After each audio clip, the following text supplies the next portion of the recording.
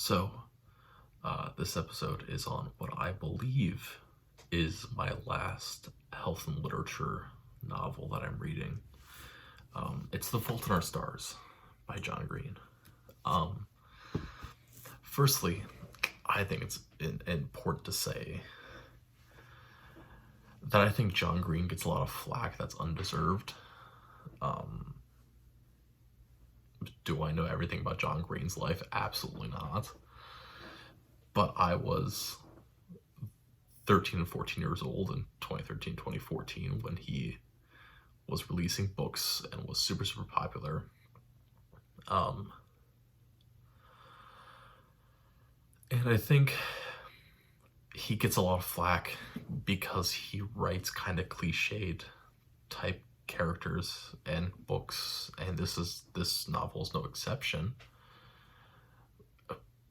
But not every book has to be like this, has to reinvent the wheel, right? These books sold and are, generally good books. And I think that there's a lot of small things in them that you can really expand on. Which we'll get to a bit with The Fault in Our Stars. But yeah, I just think John Green gets a lot of flack that's undeserved for his writing. He writes kind of cliche, and that's okay. That's not anything bad.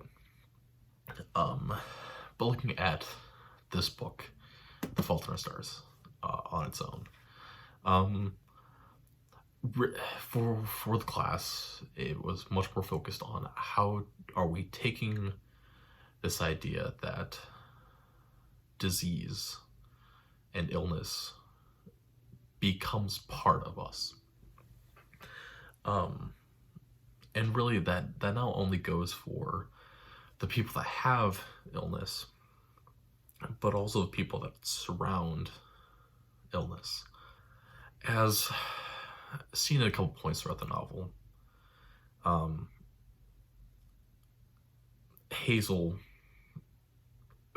just defines herself by the fact that she has cancer, which is reasonable, right? It's the thing that everyone around her sees first. It's the thing that she often has to explain to people, things like that.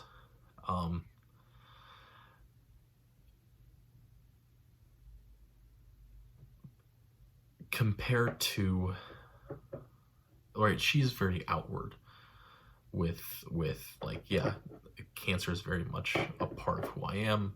It really defines me. It really defines everything that I'm doing. Compare that to Augustus, who on the surface level is very much like I'm the opposite of a cancer survivor. I'm not gonna let cancer, define who I am. However, it in the end completely defines who Augustus Waters is. It's the reason why he's so introspective. It's the reason why he's this. It's the reason why he's that. And although, as I mentioned before, they're very kind of cliched and very not very, very dynamic characters, they both really represent really big ideas that Susan Sontag had proposed about cancer and about living with cancer. Is that not only are you become swallowed by it and you're dealing with all these war metaphors of fighting the fight and all of that, but also even in refuting the traditional norms, you are still in this fight with cancer just in a different way. And I think it's kind of important to note to really kind of understand these two characters. This book has a lot of I think fairly quotable moments and things like that. My favorite thing ever since I first read this when I think I was 15, 14 when I first read this. I don't remember the year that this was released. Is, you know, I lit up like a Christmas tree. That was one of my favorite lines. The one that's stuck with me more than any of the other lines. But yeah. There was a small point that I have to now go search for. So me, as I'm searching for this, cut this out. Oh. The other important thing that this book really focuses on is that death and the dead are for the living. It gets expressly mentioned during when Hazel's giving a eulogy. However, I think it's a continuous idea that pops up throughout the book. And I think it's kind of important to understanding the whole idea is that everyone around Hazel and Augustus and Isaac are doing things to make themselves feel better because they helped a dying person. You know, from the flight attendant that just gives them champagne, to Peter Van Houten, I believe is the name, Peter Van Houten's assistant. I don't remember her name. It was a Dutch name that I don't know how to pronounce. You know, to even their parents, right? They are doing things and allowing things to slide because the kids are dying. But I think that's an important takeaway for not only like understanding this novel, but as a human being as a whole, is that we treat death and dying with such reverence that we just allow things to happen because people are dead or dying or close to dying. Right? It's why we give old people such leeway in the way that they act sometimes. But you know, it comes up again in the book whenever we're talking about the posts and the walls. I assume it's supposed to be like Facebook walls of people commenting on not Monica, whoever the girl before Hazel was, in Augustus's pages. It comes up with this idea of like, we do things not for the dead or for the dying, but because we want to make everyone else living make us think that we're good. Yeah.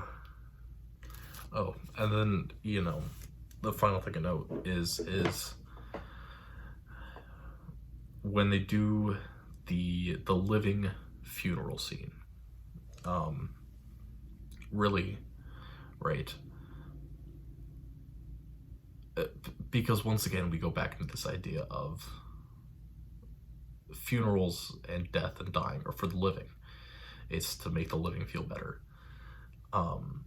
So this pre-funeral scene is really just for the three people that are dying to make solace with what's going on, which I think is actually a really, really important scene. And I think it, you know, although John Green may not have insight into this, I think it can provide this kind of message in which, like, yeah, we should be talking about dying and how we actually interact with the world instead of just this aggrandizing and, you know, self-promotional thing that happens during funerals and obituaries and in memories. You know, I've been through that quite a few times now with members of my family, and my memories of these people are not not in any way, shape, or form the ones that get written down. You know,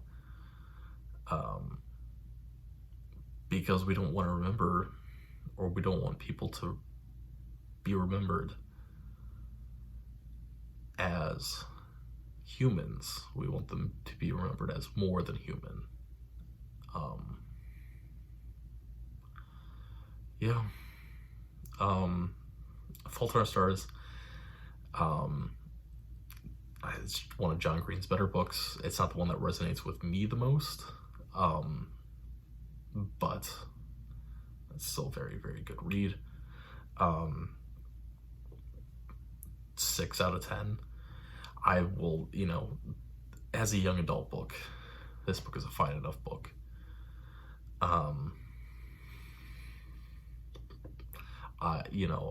This is actually my sister's copy that I had to borrow from her, because my book hasn't come in yet. On a numbers rating, I just gave it a 6 out of 10. I will probably, this will be in my library for, I think, both middle school and high school. Maybe not middle school. Middle school might be a little bit too much. Maybe if it was like 8th grade and it was like more advanced school.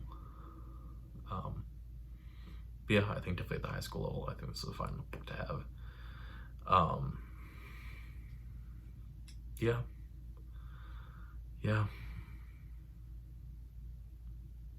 That's all I got for this one.